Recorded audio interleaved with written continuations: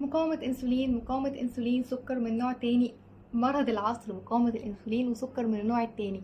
عمال تلف على ادوية من هنا لهنا لهنا، عمال تعمل كل حاجة الا اهم حاجة وهي الدايت. ومش الدايت ان انت تمنع تمنع تمنع تمنع، مش هو ده اطلاقا. الدايت ان انت تمشي على بلان صح، مناسبة ليك، مناسبة لحالتك. ناس كتير فاكرة انه علاج مقاومة الانسولين هو بس الدواء، لكن الحقيقة الاكل هو خطة العلاج الاولى. فمقاومة الانسولين الجسم بيبدأ يبطل ان هو يستجيب لهرمون الانسولين، او بيستجيب ليه بشكل ضعيف قوي، وده على حسب انت في انهي مرحلة. بس نتيجة ده انت في تعب مستمر، نهم للاكل، ووزنك عمال يزيد، وساعات تكيسات المبايض وتأخر الحمل عند الستات.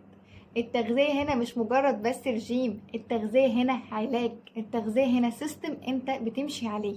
اول حاجة بنظبط نوع الاكل، نبعد عن السكريات النشويات البسيطة، نركز على كربوهيدرات بطيئة زي الشوفان، البقوليات، الخضار، ندخل دهون صحية زي زيت الزيتون والمكسرات. تاني حاجة ناكل وجبات منتظمة علشان نحافظ على مستوى الانسولين متوازن طول اليوم. يعني ممنوع تجوع كتير، مينفعش تقعد 6-7 ساعات من غير ما تاكل وتقول انا ما باكلش كتير علشان اقلل عندي مقاومة الانسولين. تالت حاجة البروتين، البروتين هنا مهم جدا، بيقلل امتصاص السكر ويشبعك لفترة طويلة زي البيض، التونة، الفراخ، الزبادي. ورابع حاجة الالياف، بتبطئ امتصاص السكر في الدم زي الخضروات الورقية، الكتان، الشيا، التفاح. ومع التغذية المشي بعد كل وجبة لمدة 10 دقايق، ده هيحسن جدا من استجابة الانسولين. فلو انت مش بتتغذى صح ده ممكن يتطور لسكر من نوع تاني، دهون على الكبد، تكيسات مزمنة، ومشاكل في الانجاب. يعني من الاخر التغذية هنا مش وسيلة عشان ان انت تخس، التغذية هنا هي طريقة العلاج، واهم وسيلة علاج فعال لمقاومة الانسولين. ابدأ بخطوات بسيطة وابتدي ان انت تعدل سيستم حياتك، هتلاقي حياتك كلها اتغيرت. وبس كده، لو عندكم اي سؤال سيبولي في الكومنتس. انا دكتور ندى عادل ودي وايت هوب كلينيك. اشوفكم الفيديو الجاي، سلام.